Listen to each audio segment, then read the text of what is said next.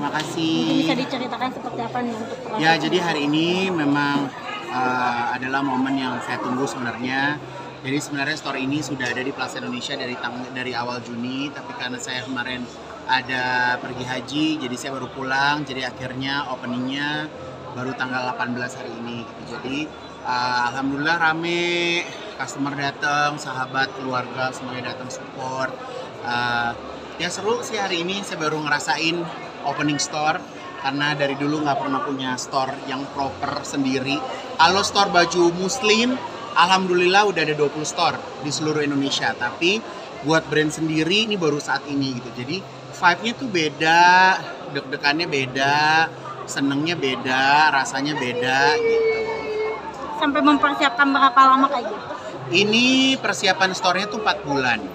Jadi store-nya siapin 4 bulan karena ini kan ready to wear ya. Jadi satu baju itu aku siapinnya mungkin ada 2-3 piece gitu. Jadi persiapannya lebih lama dibandingkan dengan saya bikin fashion show biasa gitu. Jadi memang lebih takes time.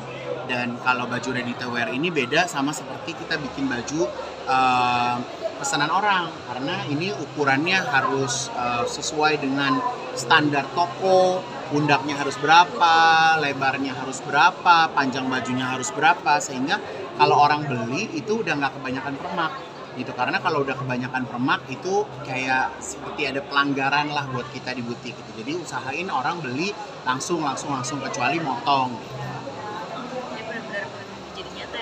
Ya, jadi ini benar-benar mimpi menjadi nyata. Jadi aku sih mungkin semakin banyak teman-teman desainer yang baru bermunculan, jangan pernah takut untuk bermimpi gitu kan, karena buat aku memiliki store seperti ini, memiliki brand yang bisa yang insya Allah nantinya tuh bisa diteruskan ke generasi selanjutnya, karena banyak banget desainer namanya mungkin besar, tapi kalau dia meninggal besok karyanya tuh nggak ada lagi.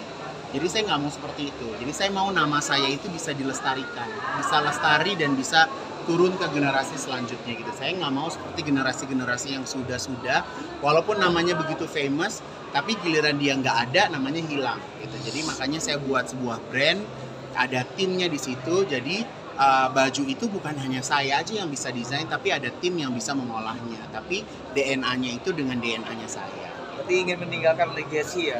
Harus, karena buat aku, untuk apa aku ada di dunia kalau tidak bisa ada legasinya. Tadi mungkin selain alasan yang tadi, kenapa sih sampai bikin wear kan? Karena orang tuh bikin kayak... Karena gini, kenapa aku bikin ready to wear? Karena aku tuh gini, kalau orang harus ketemu aku kan aku harus cari jadwal, ketemu, terus harus ngobrol sama orang itu, bisa sejam 2 jam. Ntar dia ceritain masalah rumah tangganya, dia ceritain anaknya, dia ceritain keluarganya, kan lama deh. Jadi kalau misalnya orang datang ke toko kan nggak perlu ngobrol. Orang bisa belanja pagi, bisa belanja siang, belanja malam, uang datang setiap saat. Jadi nggak perlu harus ketergantungan ketemu aku, gitu kan, nggak perlu harus janji. Jadi ketemu aku, bikin janji hanya ketemu buat bikin gaun pengantin, yang sifatnya lebih private gitu, lebih intimate baru ketemu. Ini kalau cuma buat pesta-pesta biasa, datang aja ke toko. Respon dari orang tua? Oh, orang tua mah selama transferan lancar terus mendoakan, ya kan. Kalau tugasnya orang tua kan sekarang udah tinggal ngedoain ya. Udah membesarkan sudah, ya kan. Sekarang tinggal ngedoain, gitu kan. Ya alhamdulillah mama selalu support. Jadi tadi mama juga datang. Kebetulan teman aku juga jadi teman mama. Jadi mama juga punya mainan juga. Mama kadang suka duduk jadi kasir, ngeliatin koleksi, kasih masukan juga gitu. Karena mama kan alhamdulillah masih sehat, masih bisa gaya gitu kan. Jadi mama tuh sedikit banyak kan juga customer aku kan ada yang umur 50-an, 60-an, 70-an gitu. Jadi aku harus berusaha untuk bisa menjembatani style dari usia-usia yang range-nya tuh jauh gitu. Karena penggemar aku tuh dari usia 20-an sampai 70-an.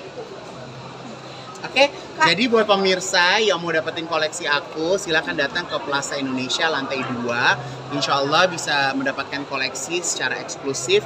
Jadi kalau beli baju aku di sini, insya Allah nggak akan kembaran banyak sama orang-orang yang lainnya. Kak Igun, sedikit dong, tadi Kak Fitri Karlina juga menyampaikan bahwa dia dari awal karir pakai Ih, bajunya banyak. dari Jadi Kak Igun. Seperti apa, Kak? rata-rata semua artis di Indonesia ya udah pernah pakai baju aku ya gitu. Dan mereka kan zaman dulu tuh lebih custom, satu persatu gitu kan, aku ngelayanin satu persatu. Nah udah ada seperti ini jadi seneng lah mereka, ada baju mau nyanyi tinggal ngecek dan harganya kan mereka udah tahu harganya berapa, apalagi ada member card diskon 5%, kalau di ulang tahun diskonnya 20%. Jadi kan seru gitu kan, jadi belanjanya jadi lebih seru. Mendesain baju untuk Kafitker seperti apa tuh Kak? Biasanya requestnya bagaimana sih Kak? Ya kalau penyanyi kan requestnya banyak, karena kan kalau penyanyi ada goyang, ada beda acara, beda tema lagi gitu. Jadi ya macam-macam sih, kalau penyanyi kan stylenya macam-macam. Kalau untuk budget nggak target marketnya gitu nggak sih Kak? Kalau target market aku sih nggak ada, siapa yang mampu bisa beli aja. Range harganya? Kalau range harganya dari 20 juta sampai 40 juta aja sih. Tapi untuk target dan harapan kedepannya kayak mau ada fashion show di Amerika atau Prancis? Aku nggak punya target ke luar negeri, karena buat aku targetku banyak di Indonesia, jadi lebih baik aku bagusin konsep aku di Indonesia, matangin konsepnya di Indonesia daripada aku harus keluar. Karena kalau keluar juga repot kan persiapannya, dan di sana juga marketnya juga belum jelas gitu. Jadi bagusin market di Indonesia. Berarti model-modelnya akan ada per musim gitu ya Kak? Kalau ini sekarang ini alhamdulillah setiap 3 hari bajunya habis. Jadi ini aku kayak renew bajunya, renew lagi gitu. Jadi alhamdulillah.